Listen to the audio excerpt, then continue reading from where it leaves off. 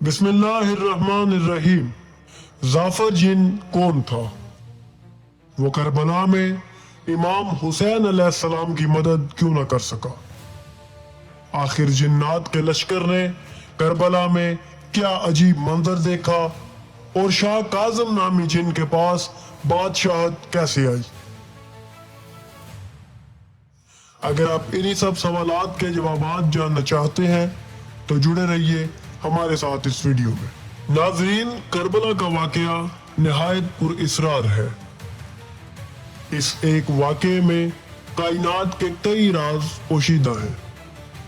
सिर्फ इंसान ही नहीं बल्कि पूरी कायनात इस सानहे से मुतासिर हुई।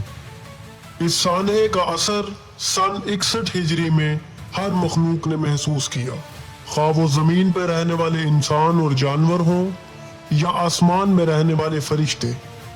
हत्ता कि जिन्नात जैसी अजीम मखलूक भी इस सानहे पर नोहा कुना थी।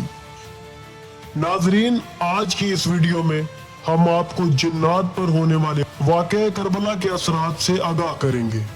ये मौजू बज़ाते खुद पुरइसरार और दिलचस्प है। नाजरीन, हमें इस मौजू पर अहले बैत अलैहिस्सलाम की कई रिवायात भी किताबों में मिलती हैं, जिनमें इन्होंने उन जिन्नात का जिक्र किया जो वाक़या करबला के वक्त वहां मौजूद थे और इमाम हुसैन अलैहिस्सलाम की खिदमत में हाजिर भी हुए। हम आपके सामने इन तमाम रिवायात को पेश करेंगे और ख़ास तौर पर एक अहम शख्सियत जिसका नाम जाफर जिन बयान किया गया है, उसके हालात से भी आपको बाखबर करेंगे। नाजरीन, मक्तल पर लिखी गई एक अजीम किताब जिसका नाम असरारुश शहादात है, इसमें करबला के कई राज अहले बैत अलैहिस्सलाम की जुबानी बयान किए गए। नाजरीन, कुछ वाकयात और रिवायात ऐसे भी हैं जिनसे अवाम की अक्सरियत आज तक ला इल्म है।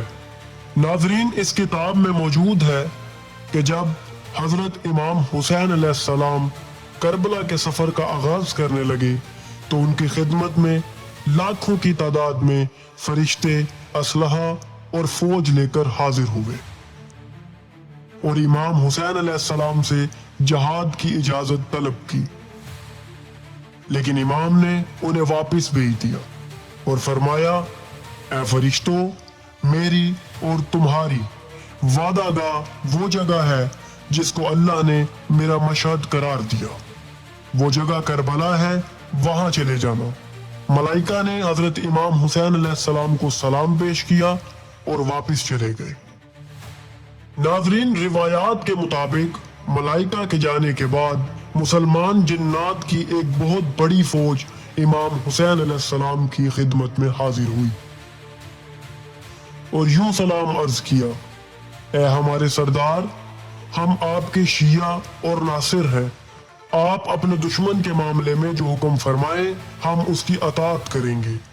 अगर आप चाहें तो हम आपके तमाम दुश्मनों को हलाक कर देंगे और आपको रंजो मुसीबत और किसी किस्म की तकलीफ ना उठाना पड़ेगी। हम बस आपके हुक्म के मुंतजिर हैं। इमाम हुसैन अलैहिस्सलाम ने उन्हें दुआ दी और फरमाया, हमारा करबला की तरफ जाना तय हो चुका है, जिसका जिक्र कुरान में अल्लाह ने भी किया। क्या तुमने ये आयत कुरान में नहीं पढ़ी? ऐ रसूल, इनसे कह दीजिए कि अगर तुम अपने घरों में भी होते फिर भी जिनकी किस्मत में कत्ल होना था वो तो मक्तल की तरफ चल खड़े होते। फिर इमाम हुसैन अलैहिस्सलाम ने जिन्नात के गिरोह के सामने एक खुतबा दिया। इमाम ने फरमाया, मैं यहां रह जाऊं और बाहर ना जाऊं तो फिर इस गुमराह मखलूक का इम्तिहान कैसे होगा? इस तबाहाल और तबाहकार दुश्मनों की आजमाइश कैसे होगी? मेरा मस्कन करबला है। अल्लाह ने करबला को बरगजीदा बनाया है। जिस दिन जमीन को बिछाया गया था उस दिन इसे अजमत दी गई थी।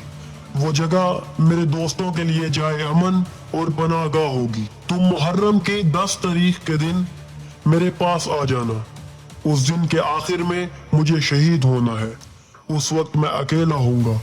दुश्मनों को मेरे कत्ल पर कोई रोकने वाला ना होगा اور میرا سر یزید ملعون کو پیش کیا جائے گا۔ ناظرین، جنات نے یہ سن کر کہا، اے اللہ کے محبوب اور اس کے محبوب کے بیٹے، اللہ کی قسم اگر آپ اجازت دے دیتے تو ہم آپ کے پاس پہنچنے سے پہلے ہی آپ کے دشمنوں کو قتل کر دیتے۔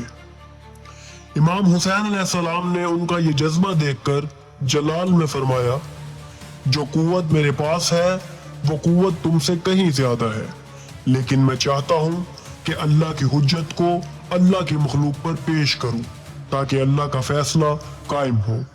ناظرین، تاریخ نے دیکھا کہ یہی جنات کا لشکر یوم عاشور عصر کے وقت کربلا کی سرزمین پر حاضر ہوا اور امام حسین علیہ السلام کی خدمت میں سلام عرض کیا۔ ناظرین، یہ لشکر جب وہاں پہنچا تو یہ وہ وقت تھا جب امام حسین علیہ السلام نے حل من ناصر کا استغاثہ بلند کیا۔ جنات کے لشکر آپ کی خدمت میں آئے اور عرض کی، اے ہمارے مولا، اگر آپ ہمیں اجازت دیں تو ہم روئے ارض کے ہر اس شخص کو موت کے گھاٹ اتار دیں جو آپ سے عداوت رکھتا ہے۔ امام حسین علیہ السلام نے ان سے فرمایا، نہیں، تم واپس چلے جاؤ، یہ میرے نانا کی امت ہے، میں انہیں تمہارے ہاتھوں قتل نہیں کرانا چاہتا۔ اس کے علاوہ میرے نانا میرے منتظر ہیں، ابھی ابھی گھوڑے کی پشت پر میری آنکھ لگی تھی، میرے نانا سے میری ملاقات ہوئی، انہوں نے مجھے سینے سے لگا کر میری پیشانی کا زخم چوم کر فرمایا، حسین، ہم سب تیرے انتظار میں ہیں۔ مشیت الہی یہی ہے کہ تو اپنے خون میں غلطاں ہو، تیری ریش مبارک تیرے خون سے خضاب ہو، اور میری بیٹیاں کربلا سے کوفہ اور شام تک اسیری میں جائیں۔ نانا کے اس حکم پر مجھے صبر کرنا ہے، اللہ ہی خیر الحاکمین ہے، وہی مناسب فیصلہ فرمائے گا۔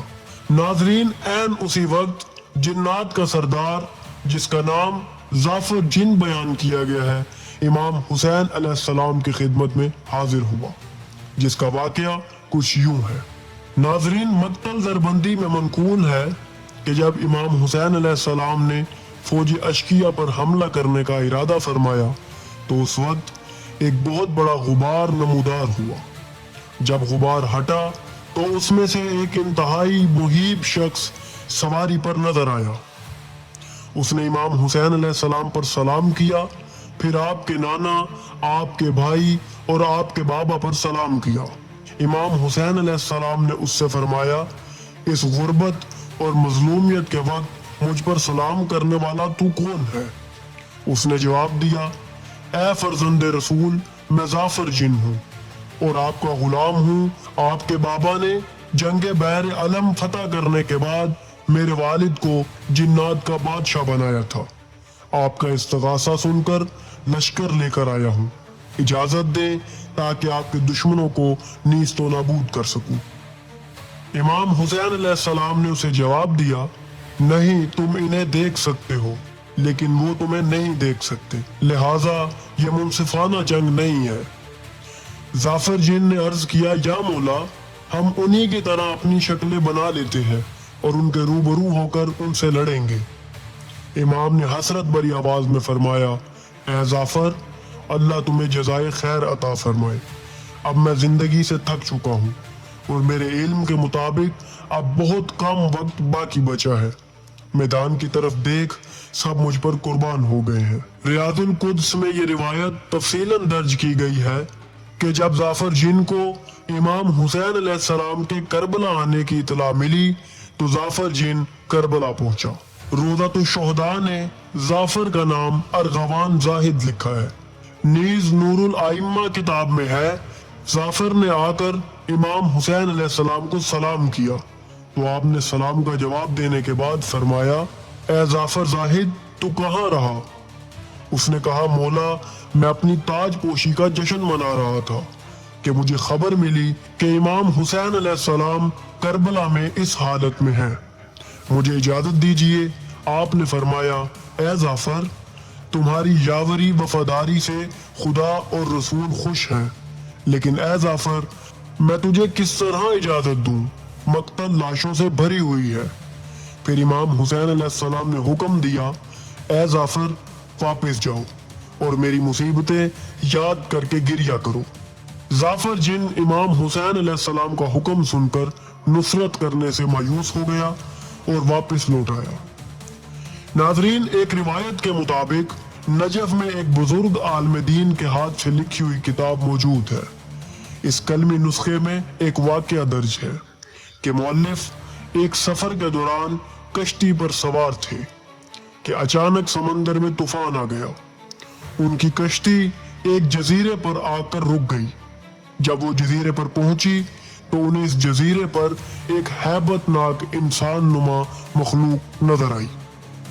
انہوں نے اس سے ملاقات کی اور دریافت کیا کہ وہ کون ہے۔ مؤلف فرماتے ہیں کہ میں نے دیکھا کہ وہ شخص زمین پر اپنے ہاتھ کی انگلیوں سے یا حسین لکھ رہا ہے، مسلسل گریہ کر رہا ہے۔ موصوف کے پوچھنے پر اس شخص نے بتایا کہ اس کا نام جعفر جن ہے۔ پھر اس نے بعین ہی تمام قصہ بیان کیا اور کہا کہ اس واقعے کے بعد اب میں اس جزیرے پر آ کر آباد ہو گیا ہوں اور یہیں رہتا ہوں۔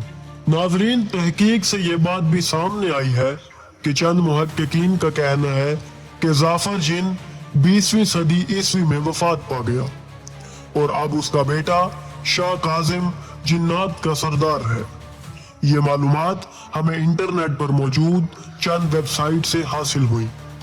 ناظرین، کربلا کے میدان میں مختلف قسم کی مخلوقات امام حسین علیہ السلام کی خدمت میں حاضر ہوئی اور نصرت کی اجازت طلب کی، لیکن امام حسین علیہ السلام نے امر الہی کو مقدم رکھتے ہوئے تمام ناصران کو واپس بھیج دیا اور کہا تمہاری کاوش قبول ہے، مگر اب تم جاؤ اور جا کر تمام مخلوقات میں میری مصیبت کا ذکر کرو اور میرے غم میں عزاداری کرو۔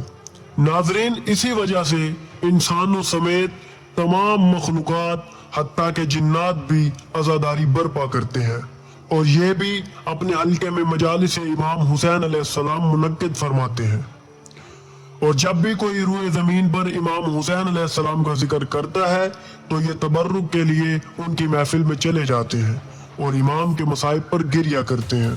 ناظرین، اب سوال یہ ہے کہ کربلا کا واقعہ اور کون سی مخلوقات پر اثر انداز ہوا اور پوری دنیا میں اس ایک واقعے نے کیا اثرات مرتب کیے۔ اس وقت دنیا کے مختلف خطوں میں امام حسین علیہ السلام کی شہادت کی خبر کس طرح پہنچی؟ وہ کون سے نشانات تھے کہ جنہوں نے تمام بر اعظموں میں اس واقعے کی خبر پھیلا دی؟